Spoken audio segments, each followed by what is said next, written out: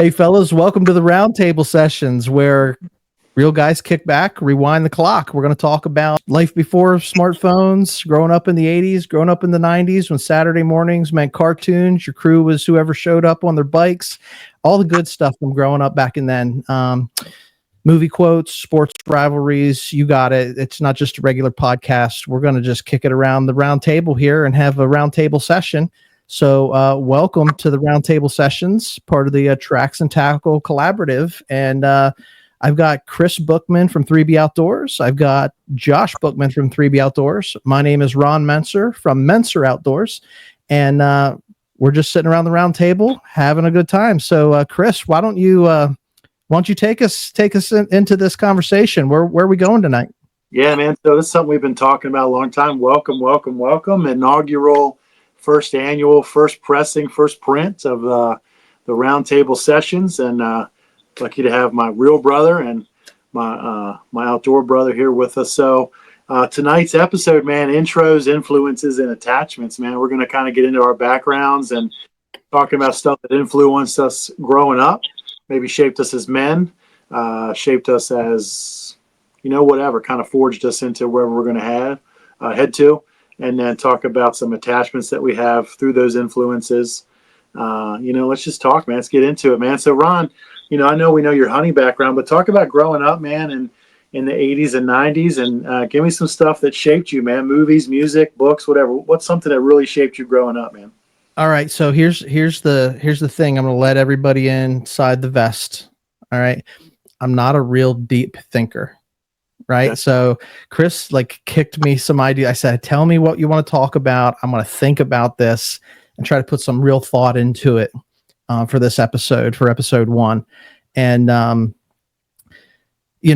really sat and I chewed on what are the things that influenced me, shaped me, as a young guy. So here's, I'll give you the short story and just cut me off when I start going too much, because I like to talk. So we're here for I'm the youngest of 3 siblings. All right. I was born in the early 80s. So I grew up most of my life in the 80s. My brother's 13 years older than me. My sister is 10 years older than me. So she was the youngest, I say, she was the baby for 10 years until I came around and ruined that for her. And now, so then I'm the baby, but my siblings were significantly older than I was. So they were teenagers in the 80s. Yeah.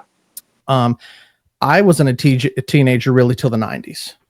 And so I grew up on my own with my own friends and that sort of stuff in the 90s, but I grew up in the 80s because I was, the youngest, tagging along, hanging out with my sister and hanging out with my brother and their friends and stuff. And certainly they influenced me a lot.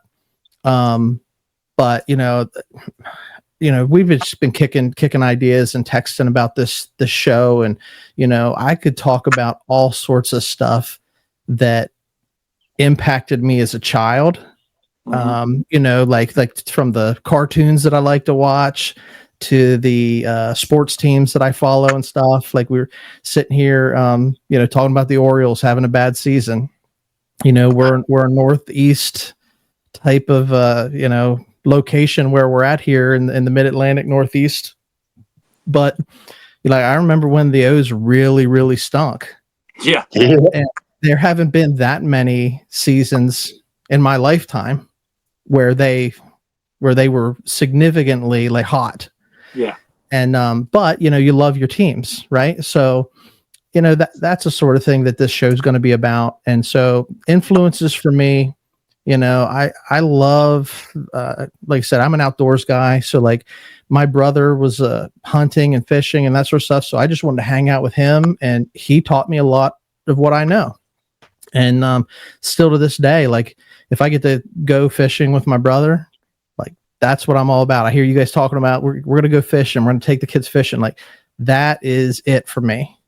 Spending time with family. I like to hang out with, certainly my brother's got 2 boys. My sister's got a son and a daughter, and I like to hang out with them and spend time with them. And because I'm so much younger, now I'm getting older now, but for the longest time I was the cool uncle. Because I was still young, right? I'm not that much older than them, really. So anyway, like those are the things that shaped me. Like I spent a lot of time with family. I was raised in a Bible believing home. We're believers in God. We're believers in Jesus. Didn't always like, I lived a pretty wild teenage life, from about the time I got my license until, well after I got married, 6 to 8 years after I got married, we lived pretty wild, and we made a lot of friends and a lot of memories, and I got a lot of stories, from those days too, But come full circle. At the end of the day, I'm a family guy. I'm, trying to do my best to make a living, to care for my family, which I think is some of the stuff that we connect on, the things that matter most are the memories made with family. And, so we can talk about influences and traditions and all that sort of stuff. I could go any direction with this, but I'm interested to hear from you guys. Josh? Oh man, Phew. Influences from when Kris and I were kids. You remember the old Buckmaster series? I don't know if you're familiar with Buckmasters from the late '80s and early '90s, but that was a big thing in our house. Now I'm sure Kris has told you guys in the past, we didn't have cable TV growing up. We grew up in the middle of the woods down an old back road. They didn't have cable TV, so the stuff we watched on movies, and we had the old Jim Varney Buckmasters Young Bucks. Yeah. Remember that, Kris? Yeah. Talk about something that shaped the way we were. That was Ernest P. Worrell telling us to get out in the woods and don't put the wrong shells in your gun. Yeah. Mm-hmm. You can still find a lot of those videos on YouTube. I was going to pull some of them up for from our hunting dinners and stuff, but yeah. What was his name? Bubba? Is that what his name was on there? Yes, sir. Yeah.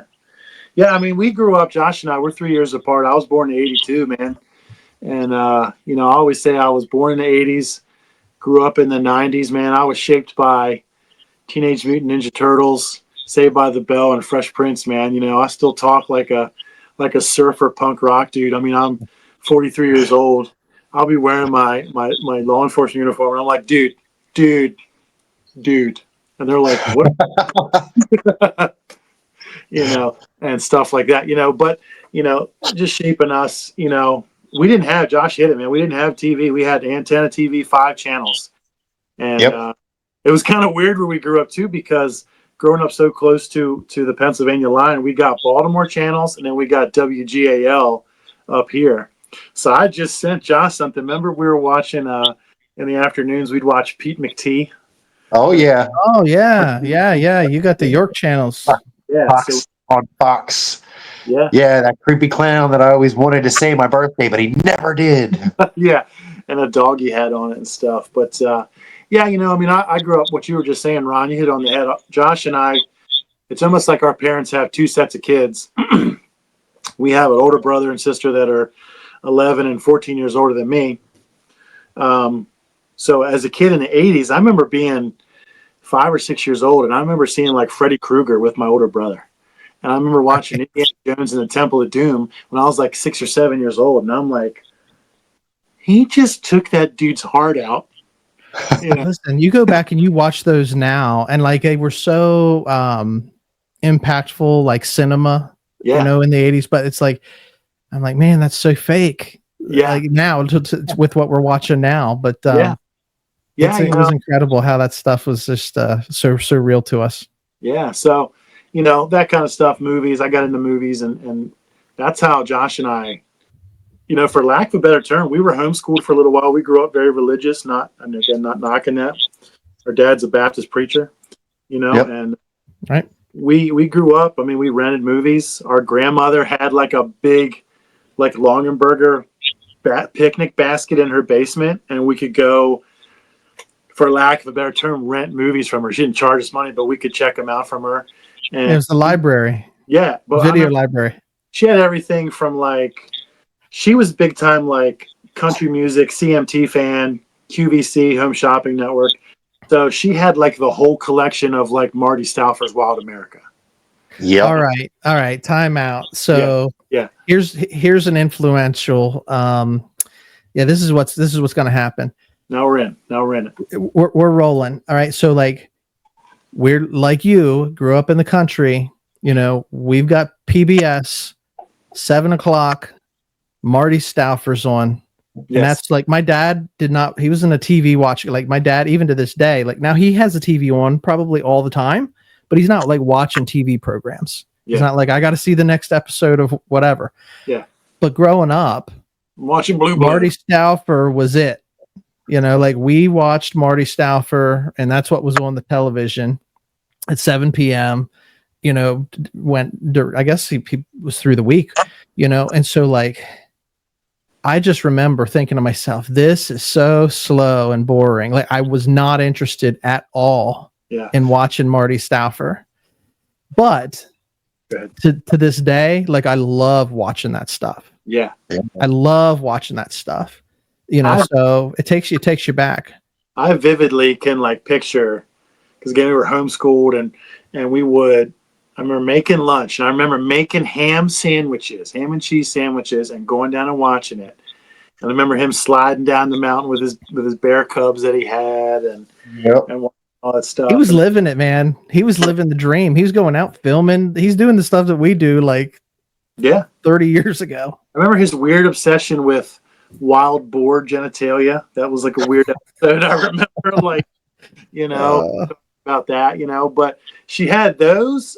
She had a bunch of the country musician comedian Ray Stevens. She had a bunch of his music videos that we watched. And you know, our mom would take us to the local public library, and we would get books, and they had videos you could rent there. So we would get you know, all kinds of stuff. And I remember, you know, as we get into this show and get into different stuff, really influencing me. I mean, I've always been into Batman. Okay. So like I have Josh is into Superman. I'm into Batman. I got a whole Batman bunch of stuff. And I remember, you know, growing up at the age of me and you are, Ron, like there was a shift in Batman from like the blue suit, gray, kind of campy Adam right to like the Silver Age where he's the Dark Knight.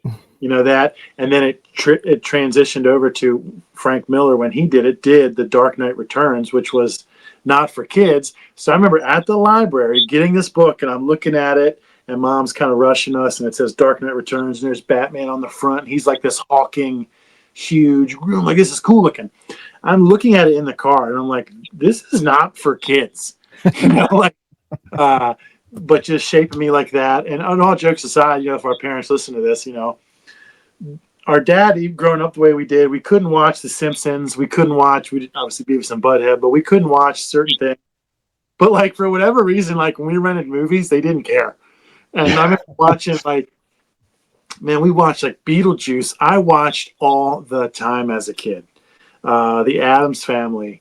I mean, even stuff like comedies that I'm like, I wouldn't let my kids watch that now. You know, right.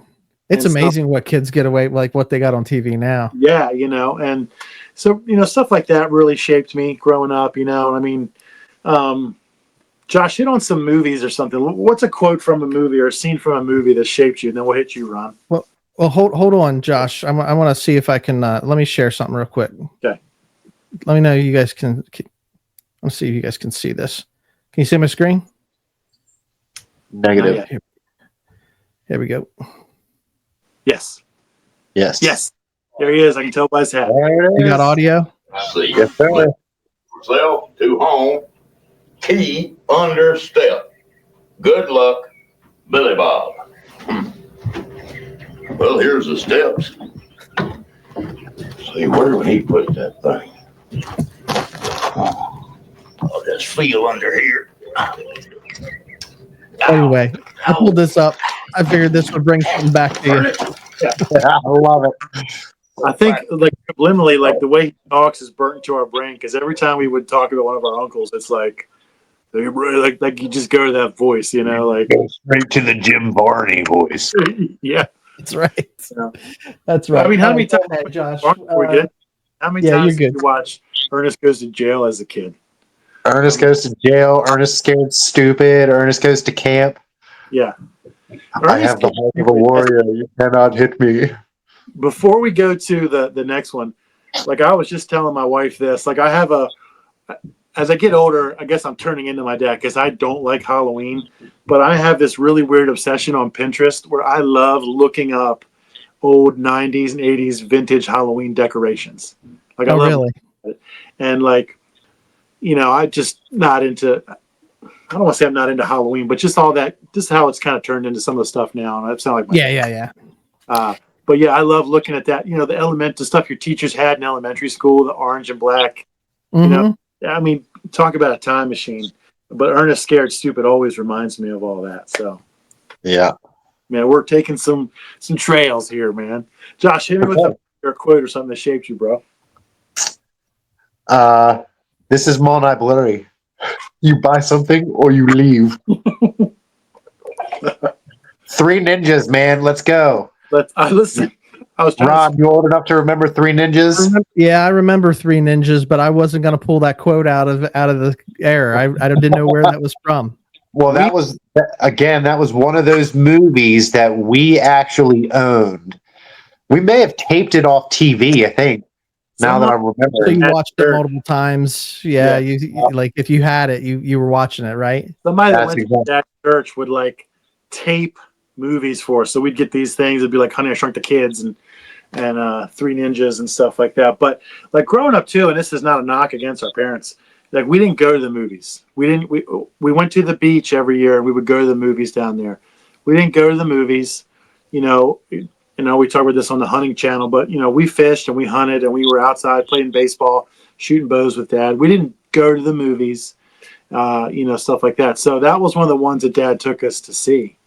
Was Ninjas. I actually just watched this cool thing about that where the lead surfer robber guy, who was actually a very trained actor, was talking about how they couldn't find a guy to play one of the bad guys, and it was just one of the camera guys.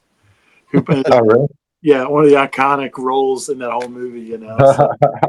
What about you, Ron? Hit us with a movie or something that shaped you, bro. All right. So like when I was younger, it's kind of like with the Marty Stauffer thing. Like I didn't like the stuff when I was younger, but like now, like my dad would like sit around and watch Westerns.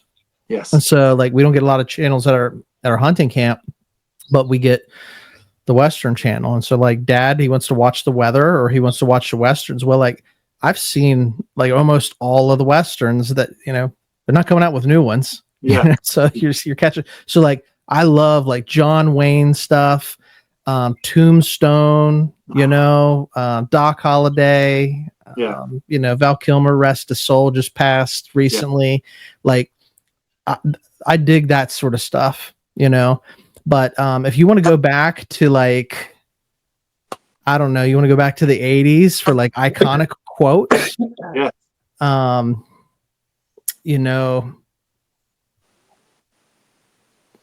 I'm trying to think like, I say this at work. At work, we have a cell phone. All right. And we pass it around because it's on call. Nobody wants to be on call, but we rotate on call. And so like I work with a bunch of gals and they call the phone baby because you got to take care of it. Yeah.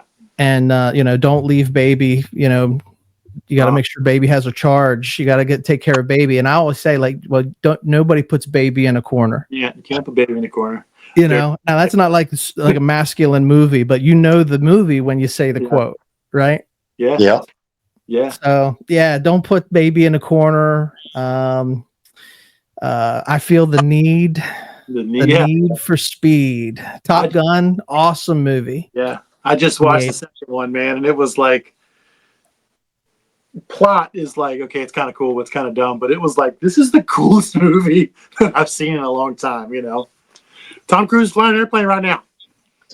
Kris, I just remembered a movie. Okay. I remembered a movie. You were talking about our parents, they were kind of strict. They didn't want us watching this kind of stuff. They didn't like us watching a whole lot of violence. Unless it was Daniel Day-Lewis and Last of the Mohicans. We could just watch that. We could just watch him scalp people over and over and over. Yes, that's top. That's still top probably 5 movies for me, man. That just love. For me growing up too, man, Dad loves it. I love it. Presley loves it, man. I love Indiana Jones. I love The Last Crusade. You know, and I remember Josh has been to my house, and you can see kind of some of the stuff around me. But like, you know, you went into Sean Connery's library in that movie, and he's got these artifacts everywhere, and he's got books everywhere. And I was just like, that is really cool. Not only that, he has his Grail journal. That was cool. I actually bought that. You can buy like a copy of that. I bought a copy of that and gave it to Dad for Father's Day last year. Oh, cool. Sketches, and then you can write stuff in it. Really cool.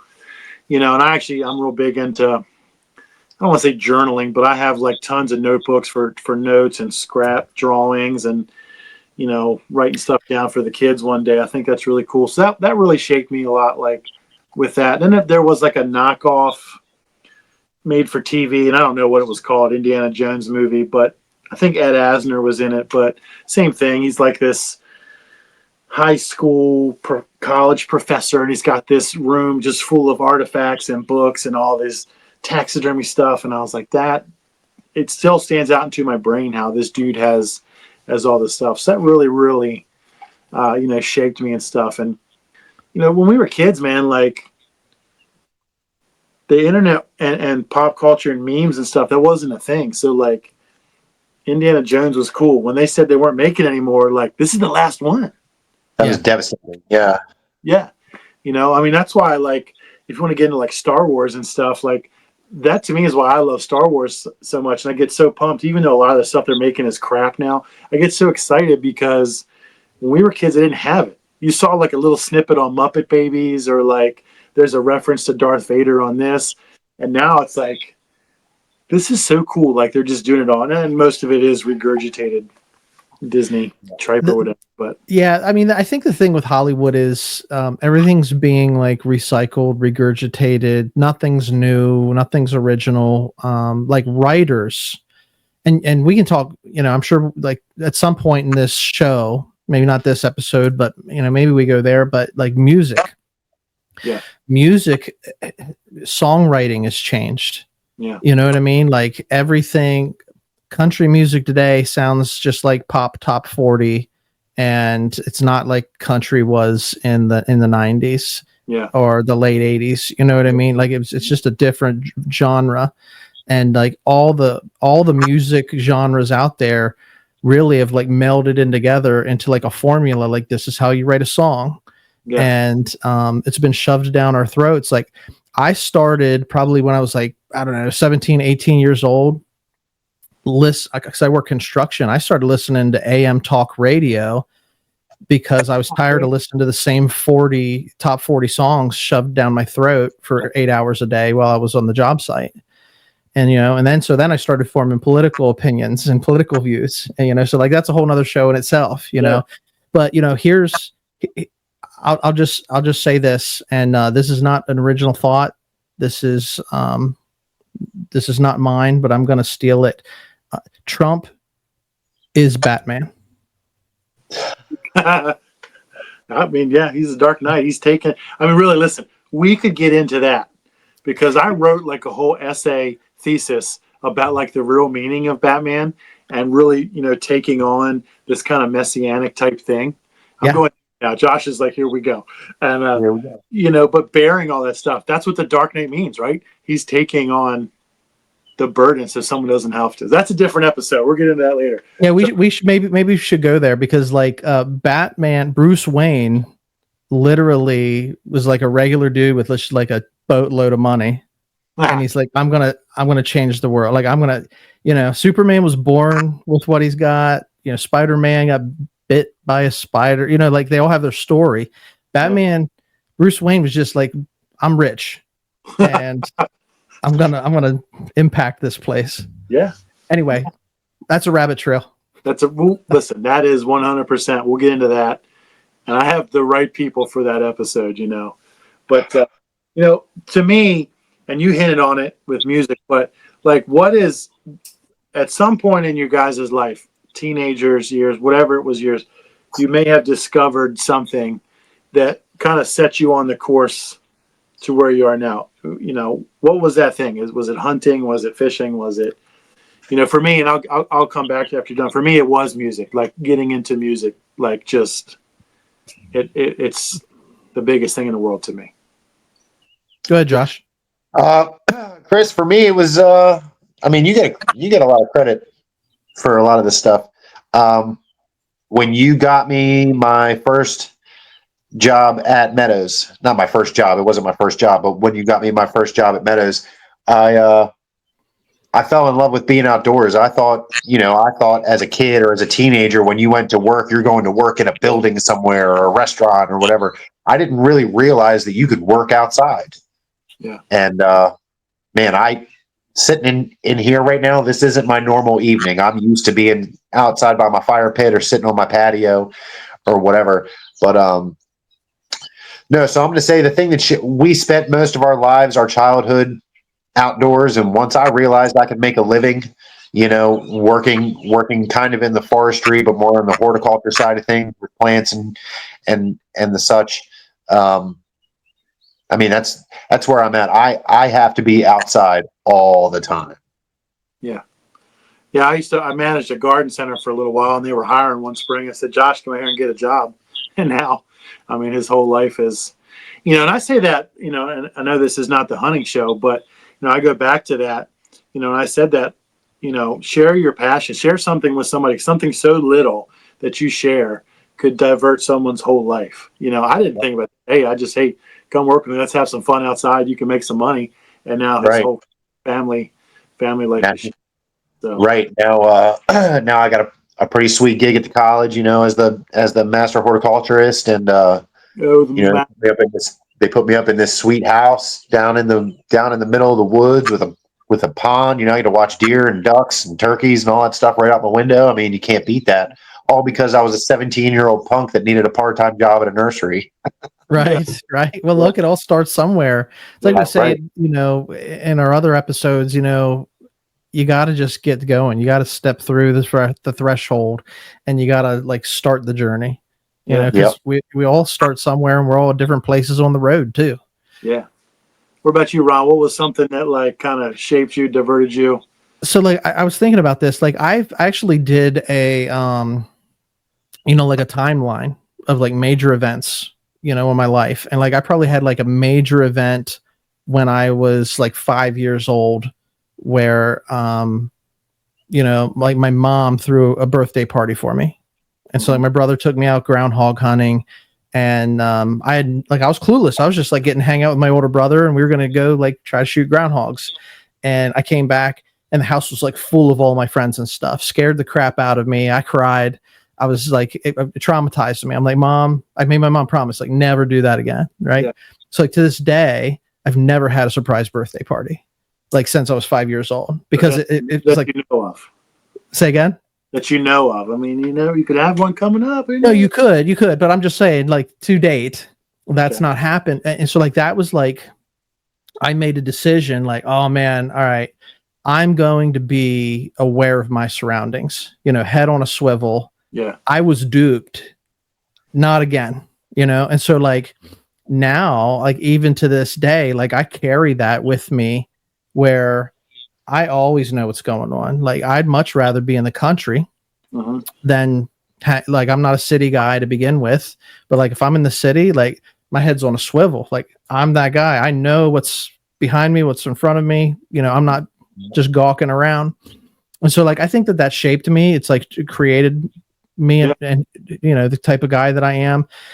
Certainly when I was older and I, got my license and was able to drive and, got a little bit of freedom, I didn't hang out at the house anymore. I was gone. I did not hang out. I was with my friends. I was, like I said, I lived a pretty wild lifestyle. And so I just didn't come home at night.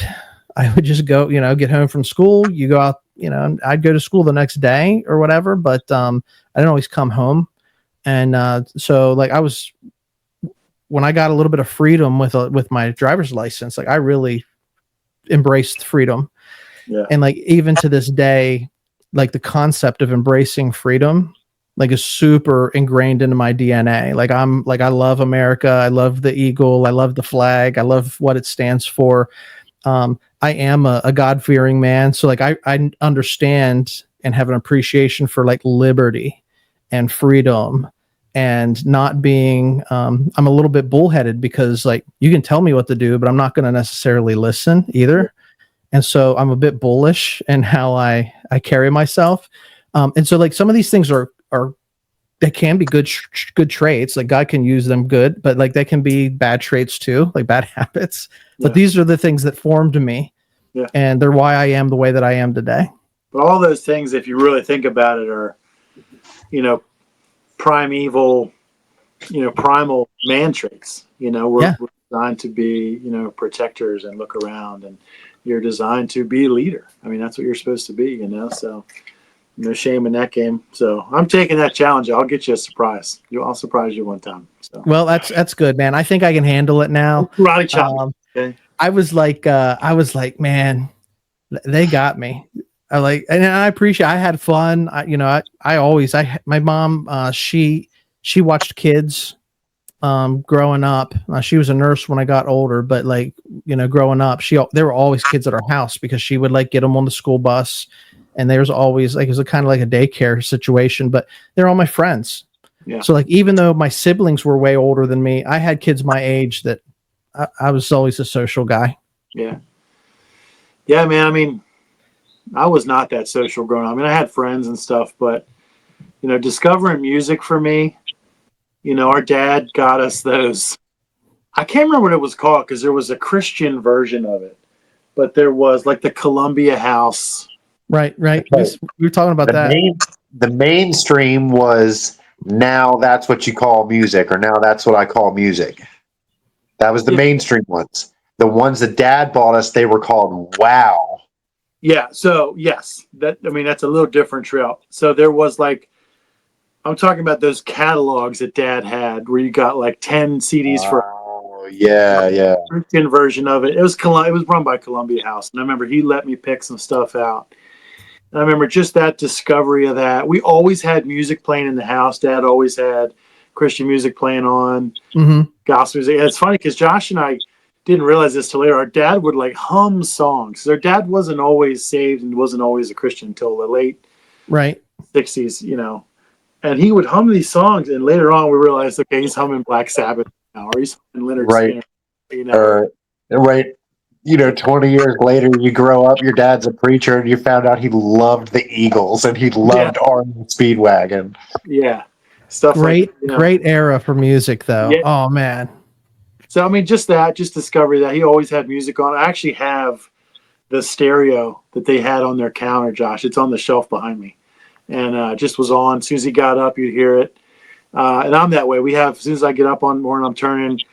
I do listen to the country station, mostly because it's clean and you can just have it on for the kids. I agree with you about a lot of modern country music. But just the shaping of that, just discovering of that, having an identity in that. To this day, I still have, I have a record player in every room of the house. I have, I don't know, how many Bluetooth speakers do I have, Josh? They're just everywhere. Yeah. There was a local record store growing up, real big in Maryland. What am I going to say, Josh?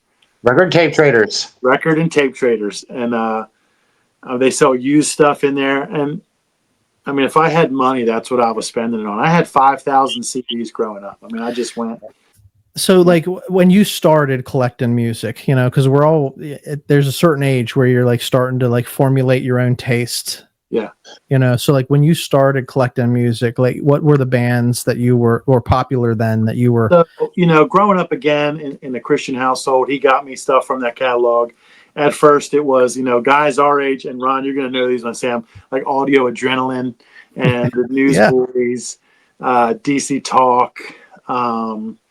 Then there was some different other, I got into the heavier rock stuff. That's what just always attracted me. Yeah. Bands like Bride, Tourniquet. Josh and I always talked about that growing up. And it's actually funny because I just if I'm on my phone 90% of the time, I'm either talking to Ron or creating some art program on there, or I'm on Spotify making a playlist. And I actually made a playlist not too long ago called My Musical Journey. And that's what I did. I started with all these old bands to where I got. And right about the time Well, that's cool. I turned like 14, 15, we were homeschooled until I went to 10th grade, and I went to a private school. And I started, like what you said, Ron, driving myself a little bit and being with friends. I took a real sharp left. Like, Yeah, you did.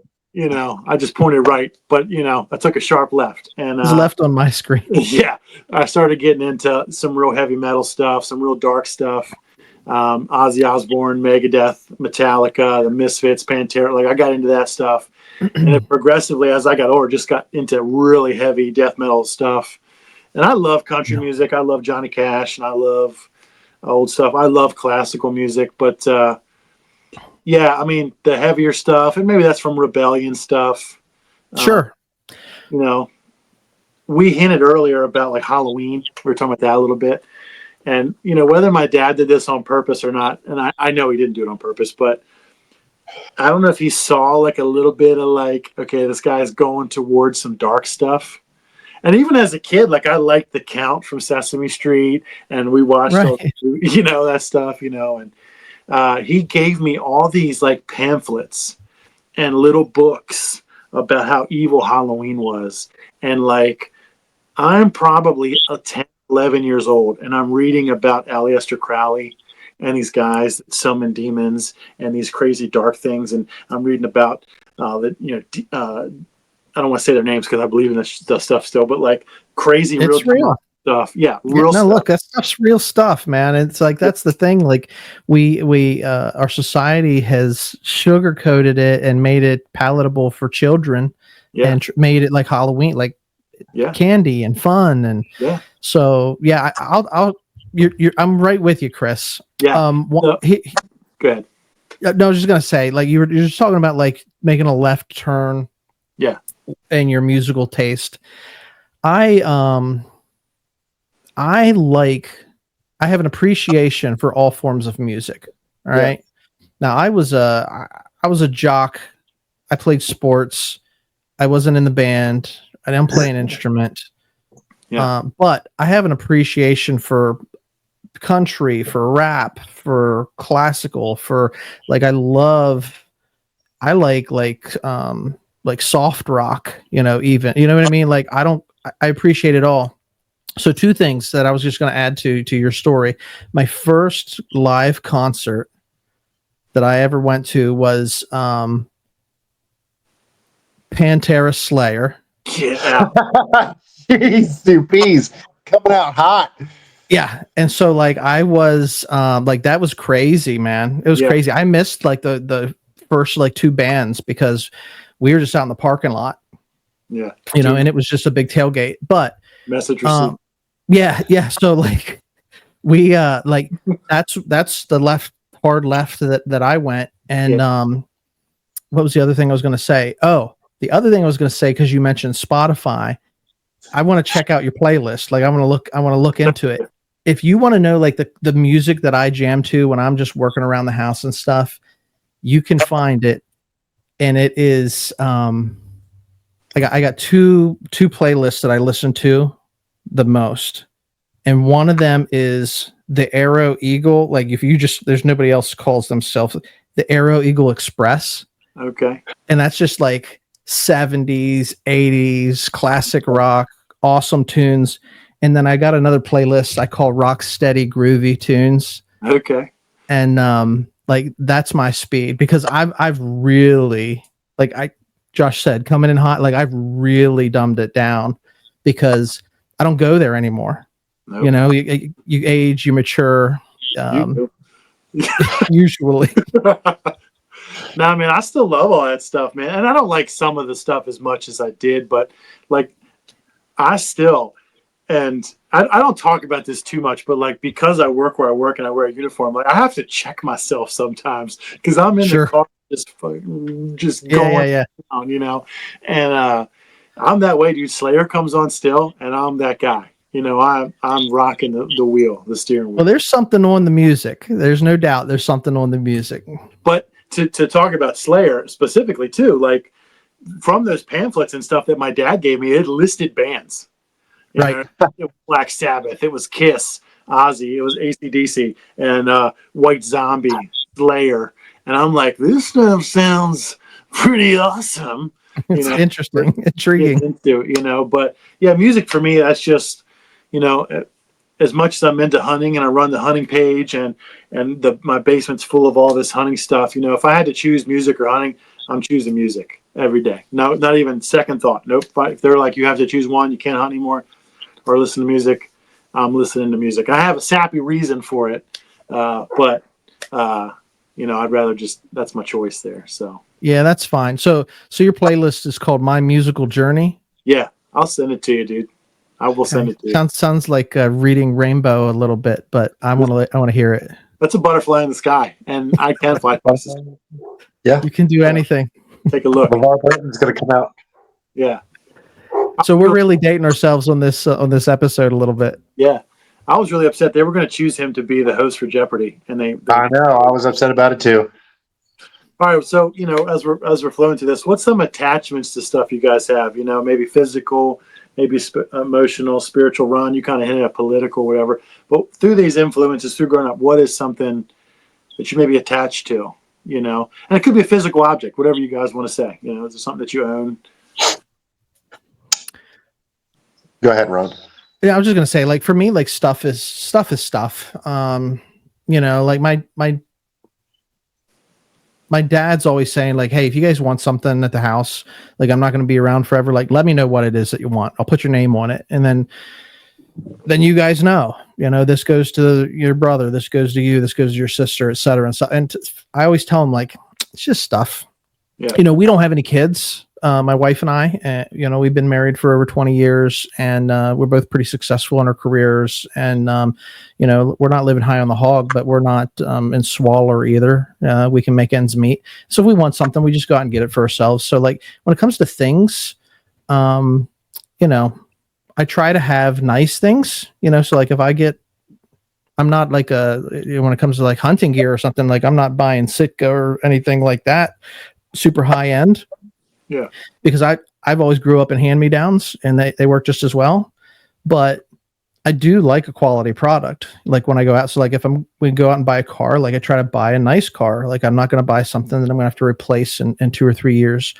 But the things that like matter to me, and Kris, you touched on this a little bit before, is like you're writing things down, and I have like notebooks.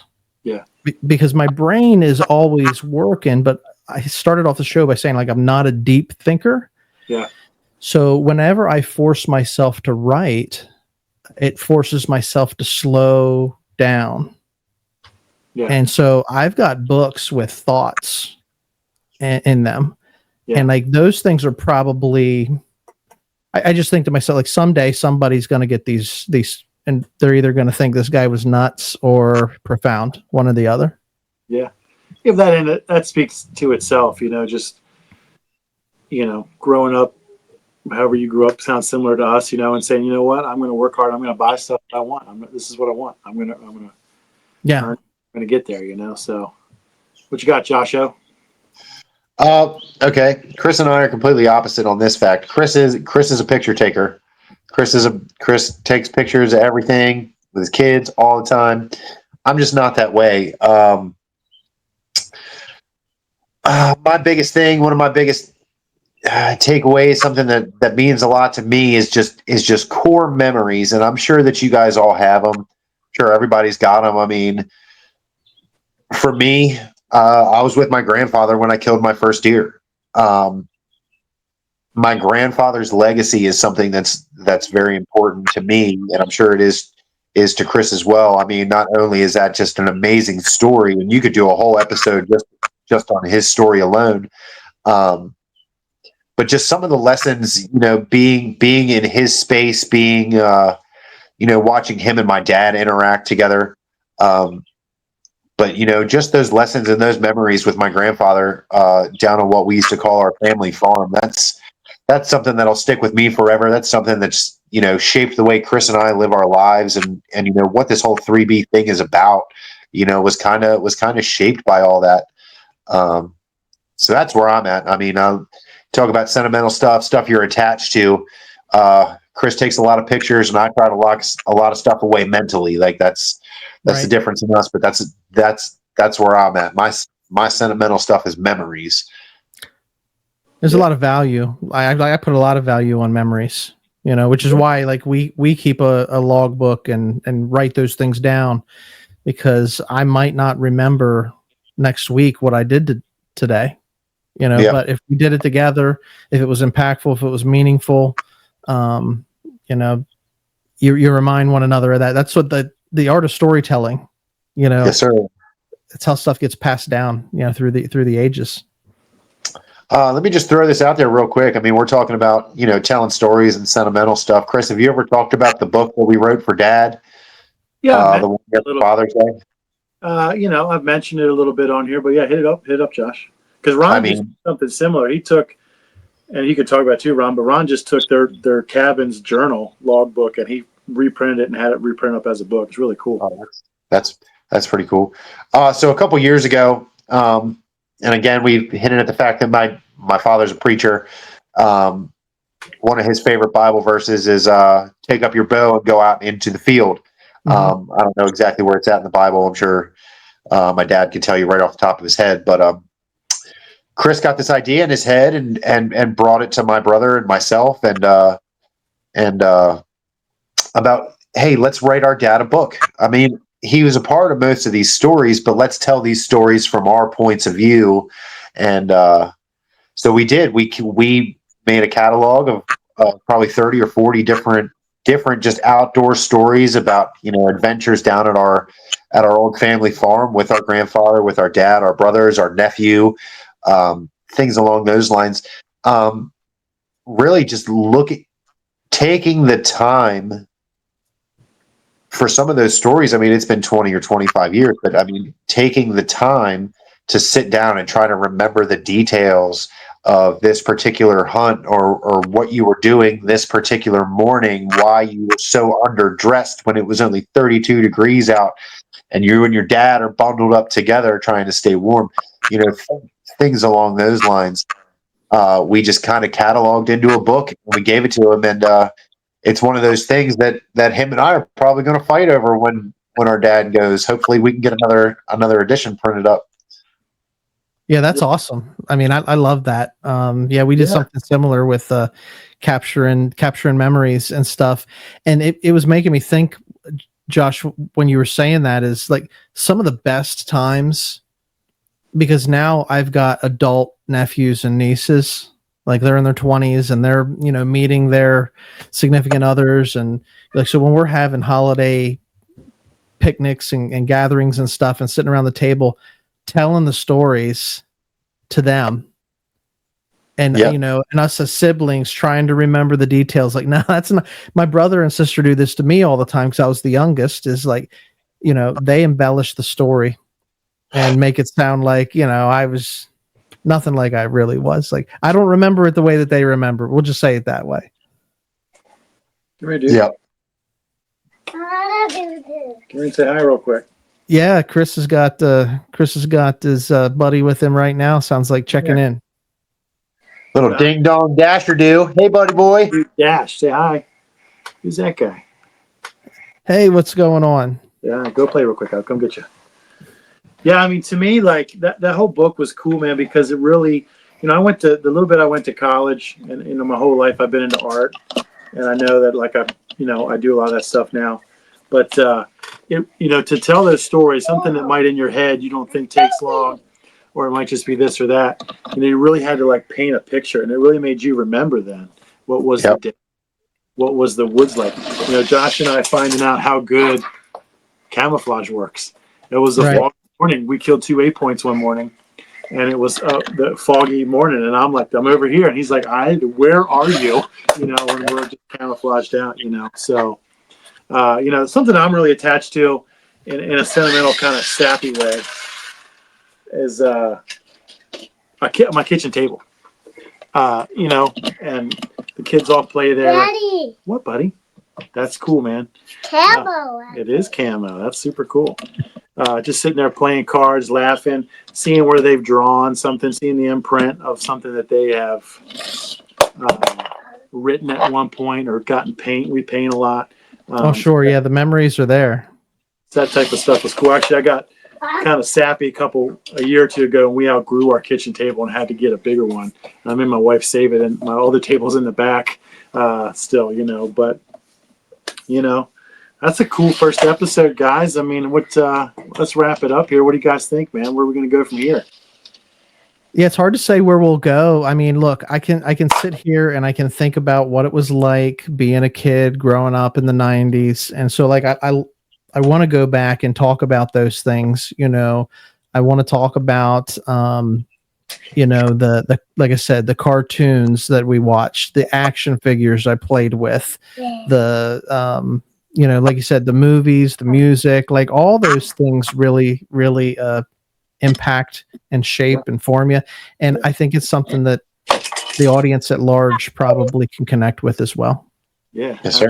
So, all right, man. So I guess we'll sign off from here. Thanks for coming on, Josh, Ron. We've talked about this for a while. We made it happen, dude. So yeah, man, roundtable conversations can go anywhere. And, I think it's fitting, Kris, you were just saying about, one of the things you're attached to is the table because of the memories that are made around the table. And that's symbolic of why we named this show Roundtable Sessions. That was an unintentional plug right there, actually. I know, but I'm just bringing it full circle. Yeah. And, as we land this plane tonight, Josh, appreciate you coming on and sharing your perspective as well. It's cool to hear brothers, sharing stories, that sort of thing. But we'll come back. We're going to continue to talk nostalgia, guy stuff. And, if you guys are listening, give us a like, give us a follow. You can find us Roundtable Sessions. Part of the Tracks and Tackle Collaborative. I don't have a cool sign off yet, but look, we're just having fun, guys sitting around the table. Yeah, there you go. What you want to hear? We're going to talk about conspiracy theories, guy stuff, cooking, traveling, toys. We're going to talk about cool toys. So that's Kris signing off. I appreciate you guys listening, and I'll catch you next time. All right, see you next time. See you guys.